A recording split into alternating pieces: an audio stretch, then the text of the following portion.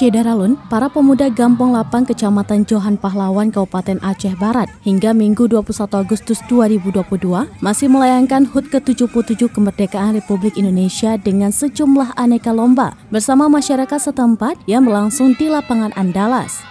Aneka lomba berupa lari goni, makan kerupuk, mancing botol, dan tarik tambang.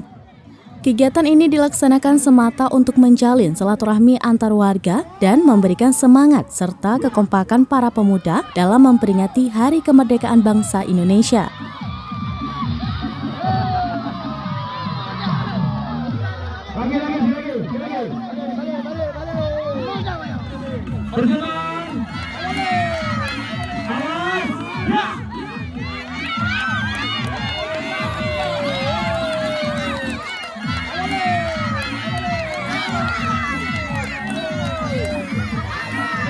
Lomba yang diikuti oleh anak-anak dan orang dewasa ini terlihat meriah dan gelak tawa warga yang menyaksikan kegiatan tersebut pun pecah.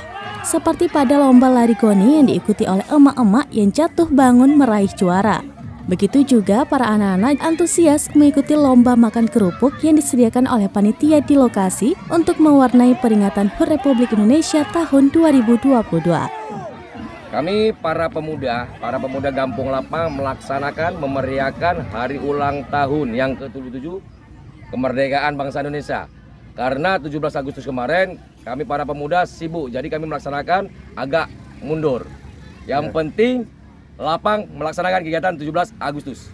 Ya, apa aja dalam kegiatan lomba yang kita laksanakan ini? Yang kita perlombakan untuk anak-anak, yang pertama pancing botol, lomba kelereng, lari goni, makan kerupuk, tarik tambang. Untuk yang tingkat SMP-nya nanti putra-putri juga seperti tarik tambang kami laksanakan juga, pancing botol, makan kerupuk, lari goni.